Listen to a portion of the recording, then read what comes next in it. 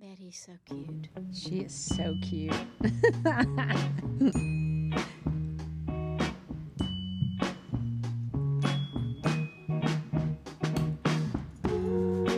Welcome, everybody, to the very next episode, and happy summer from The Remedy. Yes, happy summer.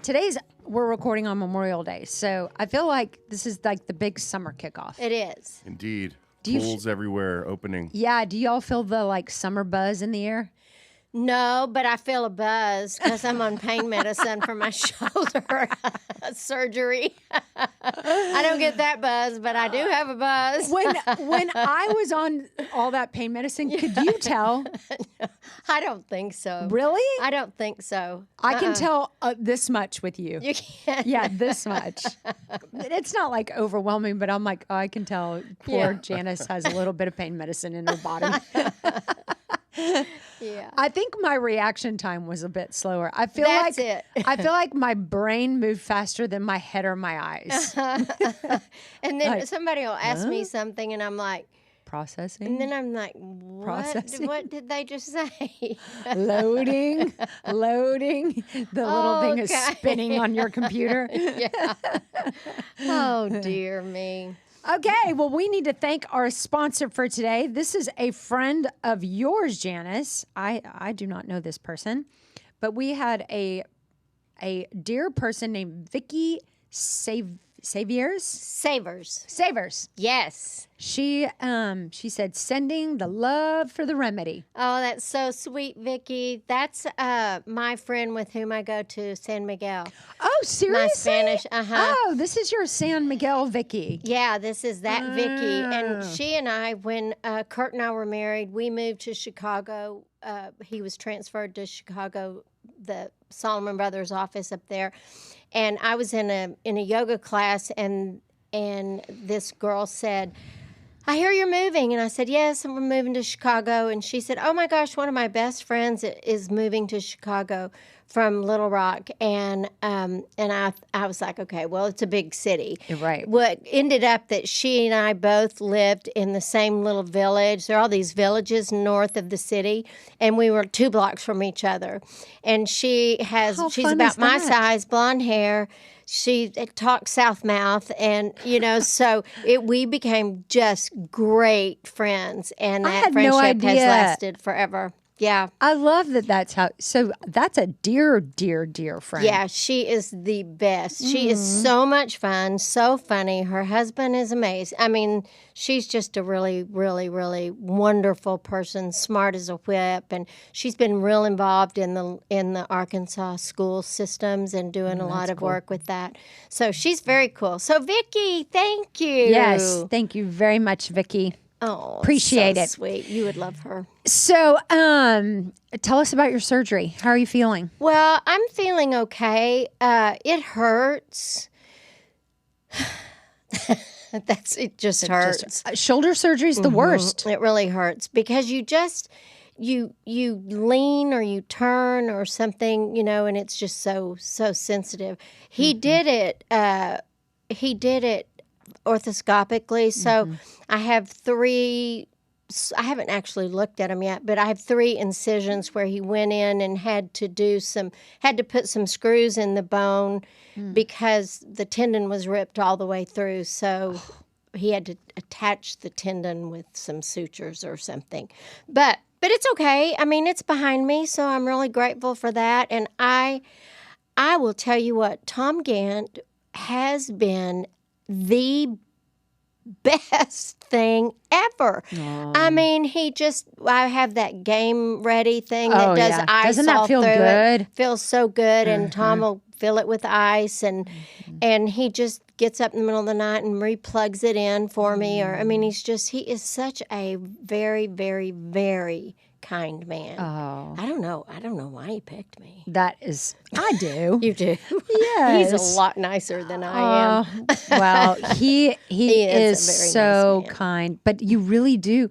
I mean, in things like this, you learn a lot about your significant other and their tenderness and their care and their love and the selflessness that's involved with taking care of somebody, because shoulders injuries, surgeries are a pain. I mean, you can't put your hair in a ponytail. You can't wash your hair. You can't shave your legs. You can't. Yeah. And you had your right. Yeah, I'm right-handed. Shoulder, and you're right-handed. Yeah. So now you're eating with your left, and I mean, brushing your teeth with your left, and yeah, it's crazy. Yeah. It's really crazy. It's not easy. Tom was playing tennis with a group of guys, and the night before I had my surgery, and one of the guys is a physician, and Tom told him that I was having rotator cuff surgery, and he goes, "Well, I hope you know that you're going to have to wipe her rear." And I was like, no, that will not happen. No, you just become a lefty. I did. exactly I right. did. Hey. And I'm doing a good job of that. I have to You didn't tell smell you. anything, did you, Tova? Nope, not at all. I picked you up. It was all good. That's so funny. I just went through the same thing with my broken arm. I Oh, broke yeah? my right arm, so Yeah. I had to learn to be a lefty. And I actually haven't gone back because That's kind of fun. I found that I was better at that job as a lefty. That is cracking me up that we're talking about this. So you ate with your left hand too and everything? No, just I'm only talking about toilet stuff. Oh. I'm like, are we really having this conversation? We're right having now? this conversation. Okay, the subject today is going to be wiping your booty. It's hilarious. I'm leaving. Y'all can talk about that. That's all I have to say. But Tom really has been so nice, and I'm so grateful for that. That is not Yeah. a surprise. Yeah, at he's all. a very nice guy. Yep. So today we actually had a woman ask us if we would spend some time talking about estrangement from children and or children who are estranged from their parents. So I know it can easily go either way, especially if it's an adult child who's making a difficult decision to not have a relationship with a parent and or a parent making a tough decision to not have a relationship with their child.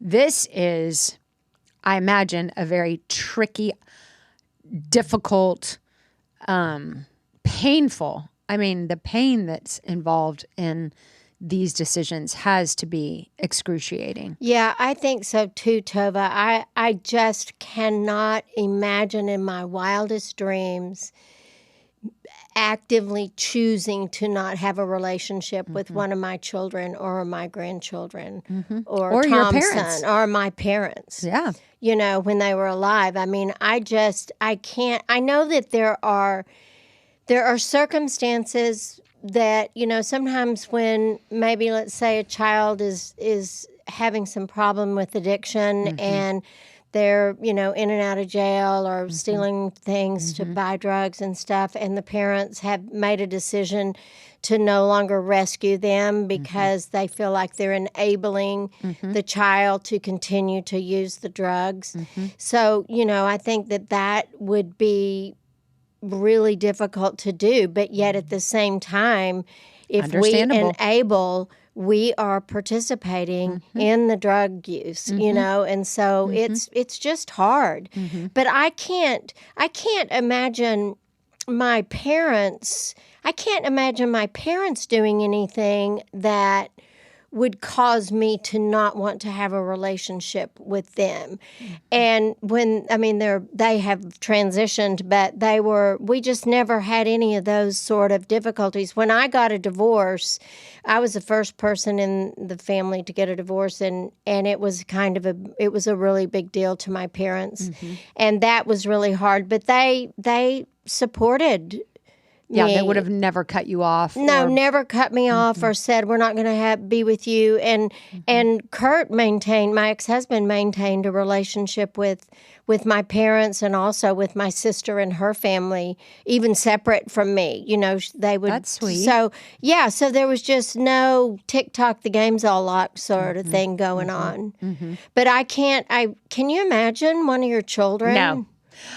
But I can't imagine that happening. But I have been royally pissed off at my children. Sure, you know? And they have ticked me off. They've disappointed me, and they've that they've hurt. Yeah, and we've hurt each other all Sure. along. You know, I mean, it's just family. Yeah. And yet, I can't imagine how difficult it would be to make the decision. And I agree with you that there are circumstances, and I feel terrible for people who have to make those. And I would hope that I would have the strength if one of my children was abusing drugs or abusing anything that I was enabling by continuing a relationship with them because they were stealing from me or taking from me or lying over and over repeatedly to me or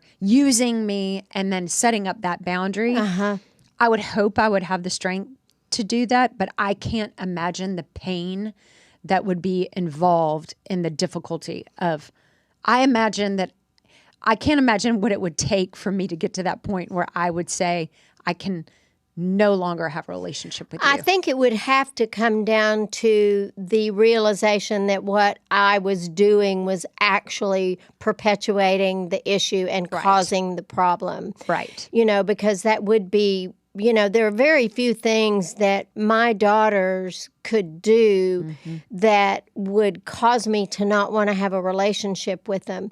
And even if their behavior was, they were acting out or something, that's not a reflection on me. It's a reflection on them. But, it would have to be something really personal to me. That's the best word to use. But, you hear, we know people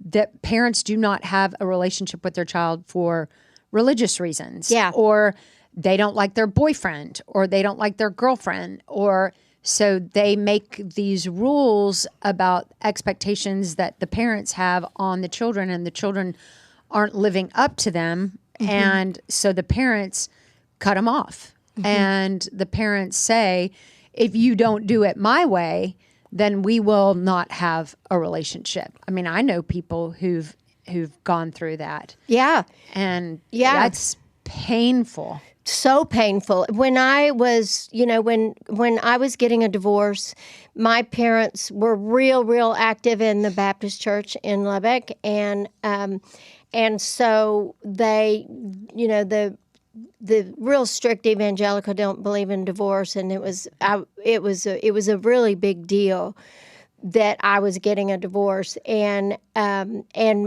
But I was worried about it. I was afraid that my parents might say, you've got to hang in there and trust God. And if you I had somebody say to me, if you pray long and hard enough, God will change your things marriage. That need to be changed. It didn't happen. But my parents were never, they didn't take that position at all. They were able to realize that I was an adult. They're adults. We have different values. And, if I had let's say one of my grandchildren were stealing jewelry from me to buy drugs or something like that, what I can't imagine even saying to them, I'm not going to have a relationship with you. But what I would probably say is I'm not willing to have you in the house if you're going to be here by yourself. So we can identify the behaviors that are going to greatly affect us, and we can say, if you continue to do this, I'm going to have to take a back seat on this. I'll still want to buy you lunch on Sunday or whatever that's going to be, but I'm just not willing to enable that behavior because it's really hard.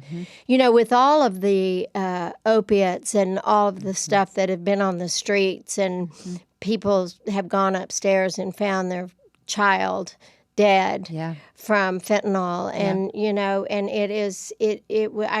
it's a terrible thing. And at some point in time, people have to act within their own value system in order for them to live comfortably in their own skin. Sure, of course. If I would like to think I'm pretty good at boundaries. Like if my kids come home and I'm like, this is how it's going to be in this house, and I think I could get to the place where if my kids did not want to live within, like you said, my value system or my boundaries, I could say, I love you.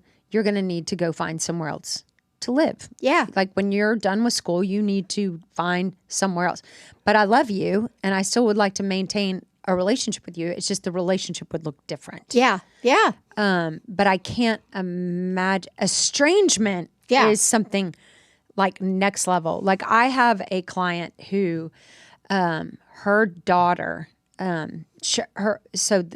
client,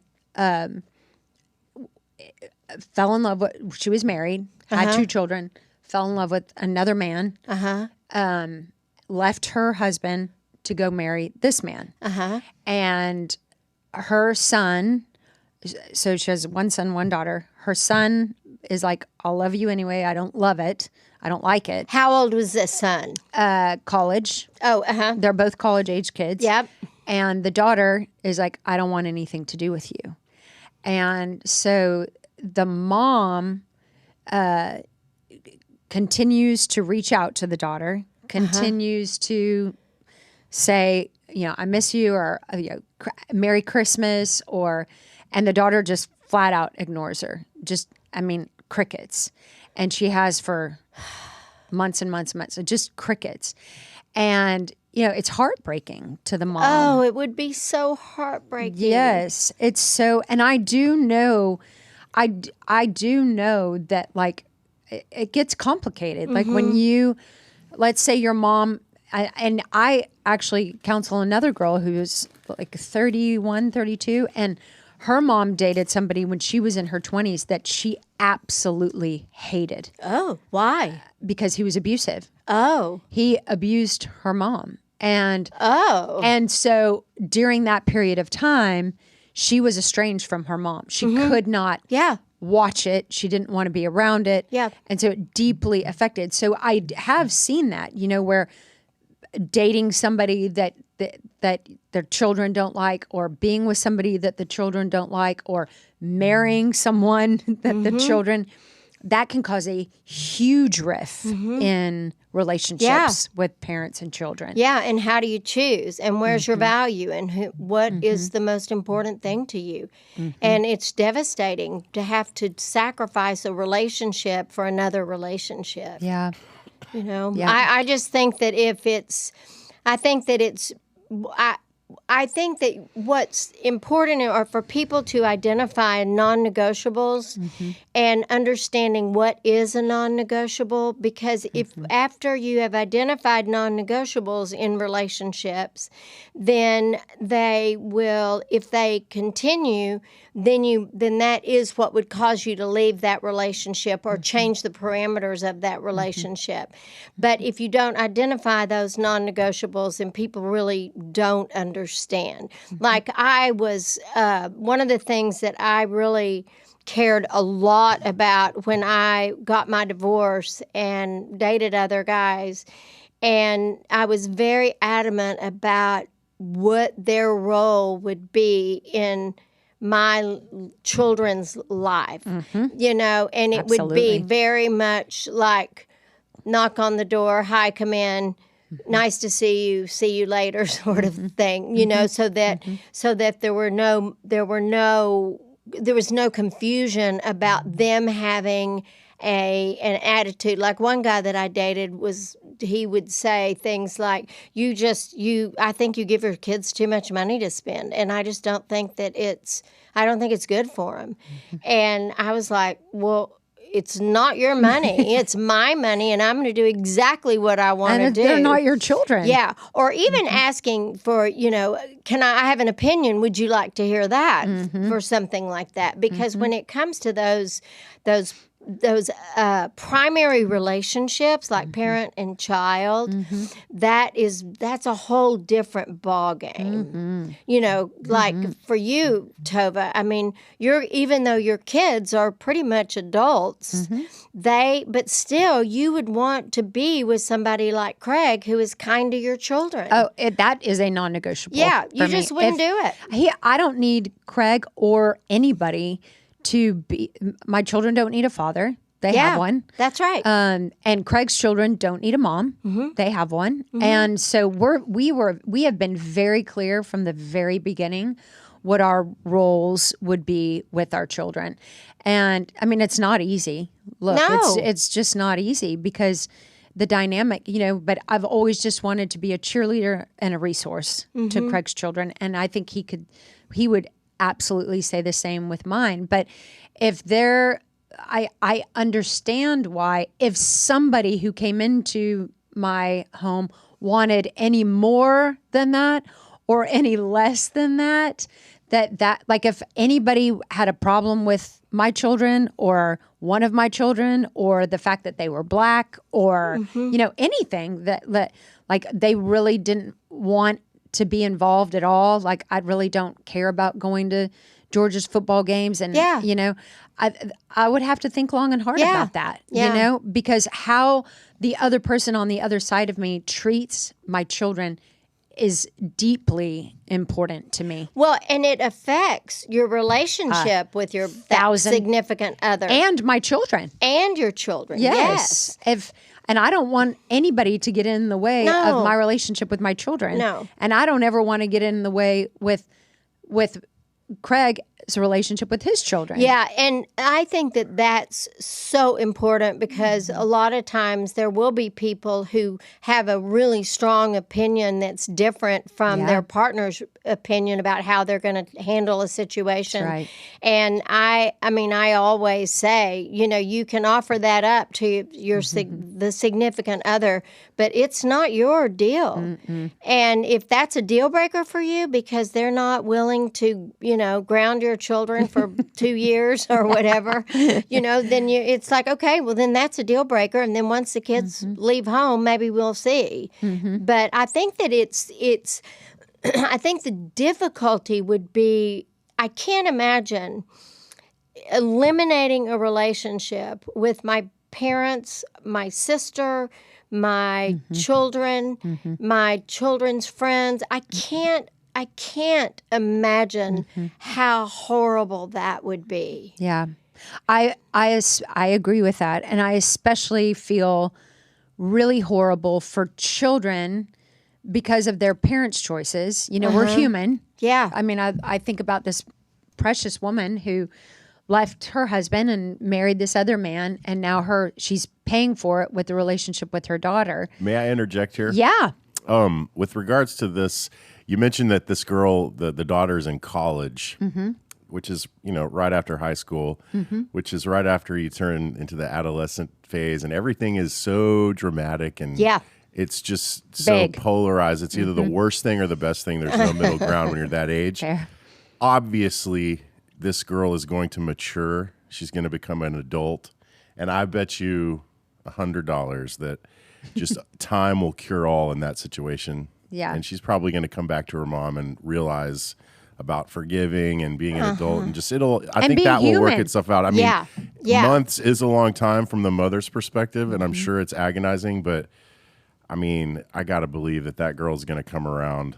The daughter's going to come around. So if you were that mom and or dad, Tom, would you continue to just always reach out and always, even if it was crickets, back? Or would you kind of give them their space? I would. It depends. Like I would maybe just kind of taper it off as time goes by and then maybe eventually you just don't say anything on her birthday or don't say anything on a specific, like on Valentine's Day or whatever, Mother's Day, and just because I think it's not the same thing. Well, when you're in love with somebody and they're not really in love with you back, sometimes not giving them the attention that you've been giving them makes them kind of miss it. I'm not saying this is the same situation, but maybe that is what would help the daughter realize is if she's like, wait, my mom's not texting me. What happened? And maybe she'll be like, wait a second, I don't like this. I don't know. Well, she's obviously trying to punish her. She is. So if it's 100%. not if the punishment is not really getting to the mom, and you know what I'm saying, it might change her perspective. Well, the one piece of advice I gave to her, and I do want to get your perspective on this, Janice, was maybe say, I love you. I'm always here.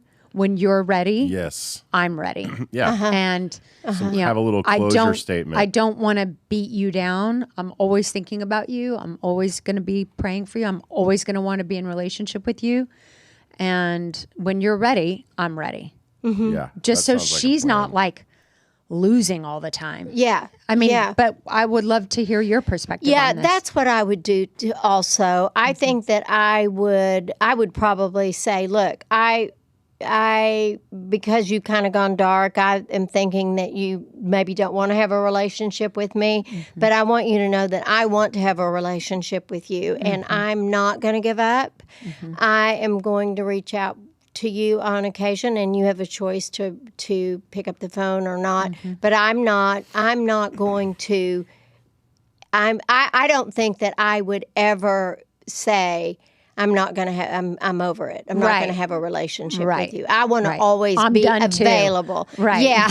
Yeah. It might be as long as until that girl has her own child. It could be. But that will, if that would be the last thing that could possibly happen. I mean, if that doesn't make her want to go back to her mom and, offer up this grandchild and be like, you've got to be a part of this. I don't know. Maybe I can't even imagine it getting that far, but that would certainly be the last stop on the. Sometimes it does. There's a dear friend of Carter's whose dad left the family just in a tough marriage. I don't think he's a bad guy. I don't know anything about the situation, but the son was like, "You're dead to me," to the dad. But a lot of that was being fed, allegedly, by the mom. The mom was feeding the kids, your dad, your dad, your dad, your dad. And so she painted this horrible picture about the dad. And so now the son wants nothing to do with the dad. He's completely estranged from the dad. And it kills the dad. I mean, we grew up with this family, and this dad was relentless about the love that he had for his children. And I think for kids, often it's so hard to separate the parent relationship, marriage, from the family. And so, and if the mom's feeding the beast, your dad's horrible. Look what he did. He left the family. He left me. Da da da. And then the kids feel like they have to pick this loyalty, and I mean, this dad will reach out to me from time to time. He's just an old friend, and check in on how my kids are doing. And I mean, we grew up on sidelines together for years and years and years. And I always ask him how he's doing and how his kids, and he always he gives me an update, and it kills him. It absolutely kills him that his son wants nothing to do with him. Well, isn't it just terrible that a mother would taint the child's opinion about the father? And yet I don't care. It happens a lot. All the time. But I mean, when you think about it's horrible. How that affects, because the relationship between the parents is totally separate than the relationship. Separate. But especially if somebody cheats or something and they tell the child, and then it's disastrous. Yes. And I really want to just spend 1 minute saying, if you are divorced and you spend any time ragging about your ex-spouse to your children, you are only hurting your children. Yeah. You're doing it because you're hurting. Dial up your best friend, call your mom. Yeah. Do not talk crap about the spouse, your ex-spouse, to your children. Yeah. Ever, never, ever. I have never said one disparaging thing to my children about Tova, ever. And I never will. As long as I live. They can't hear it right anyway. Yeah, they shouldn't. No, they shouldn't. They shouldn't have to make sense of that in their brains. And now all of a sudden, now they've got to decide, because you've planted this seed of loyalty. Where's your loyalty? I just told you what your dad did. And it's just so unfair to the children. It is so unfair to the children. Well, it hurts them. It damages them. Yeah. Yeah, it does not help. And it's not, people break up for a reason. And so, it's not, it is difficult sometimes to not throw somebody under the bus. Sure. But in the long run, you're just jumping under the bus with them because that's a great way to say it. It comes back and bites them. Mm-hmm. Yeah, you really got to put your big pants on. Yep. Go get therapy. Call your bestie, but don't do it. Mm-hmm. And you know what? Kids need their mom, and kids need their dad. They do. And whether we like it or not. Yeah, exactly. They just do. My children are better off if they have a wonderful relationship with their dad. Well, yeah. Mm-hmm. And in the long run, that's good for you too, because then you get a break sometime. And sometimes it is nice to have a break from your children. I like it. Yeah, and I like the fact that I really appreciate the fact that my ex-husband is very attentive to the girls and very attentive to the grandchildren, and they adore him and he adores them, and it's just easier. And I mean, we'll go to Owen's basketball games, and Kurt and I always sit next to each other. That's cool. And so it's just easier. It's just much easier to be kind to someone, absolutely, as it is to chew them up and spit them out. Yeah. Absolutely. There's no doubt about that. So for people who have made the difficult decision to be estranged from their children, I know that everybody's different, but what are things that you have seen where parents have become estranged from their children and you're like, you need to fix that? Have you ever counseled people who are like, he's dead to me or she's dead to me, and they're talking about their child, and you're like, I would highly recommend that you reconsider that? Yeah.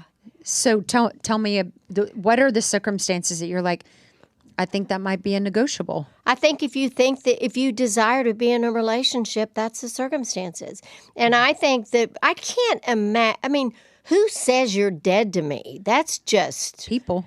That's just awful, and it's like, okay, so let's just get beyond ourselves. Even if your partner cheated or stole money or whatever it was, it's also about forgiveness and about thinking, okay, what's in the long run, what's going to be best for me and my children. And it's to have a relationship with all of those people. Yeah. I can't imagine you're dead to me, that making any sense at all. My mom was tough. You know that. She was tough as nails. And her and I were always in relationship, strained at times, but always in relationship. But her and my older sister were estranged from each other. Oh. And when my mom died, neither one of them, before my mom died, my mom had a long runway of I'm dying. Like they knew. It's not like she was in a car accident. She knew she was dying. There was plenty of time for both parties to fix it. And I bet you that if I asked my mom and I asked my sister, why did the two of you become estranged? I bet you they might even have two different answers. So what do you think they would say? What do you think they're... I don't even know. I don't have a good reason why they were estranged. They just were both a lot the same. They were both very, well, you did. And then hang up the phone. I'm never talking to them again. And before my mom died, I had a very frank conversation with my mom. You need to fix this. I called my sister. Hey, mom's dying. You need to fix this. Yeah. And neither one of them were interested in fixing it. Oh, my gosh. They never fixed it. Ever. And my sister didn't come to the funeral. Oh, Tova. It was horrible. That's so sad. I feel so sad for your sister. Because think about that level of contempt and anger and It was really sad. Oh, my and you know, my gosh. mom has been gone for 20 years. So we were in our 30s. We were in our early 30s when this happened. And my sister regrets it. Of course my sister regrets it. Because there wasn't a good reason. yeah. Like, it's not like my sister was on drugs and she was stealing from my mom. Like, that wasn't happening. There was probably some religious stuff because, you know, but my parents were not happy with me when I left the Mormon church, but it wasn't this, well, F you. Yeah. And all I can say is I do believe in non-negotiables, and I do believe that there could be a time or could be a circumstance where I would have to say to my child, I love you. Here's my boundary. I would never say you're dead to me. I'd never say I'm never going to be in a relationship with you, but I would create boundaries.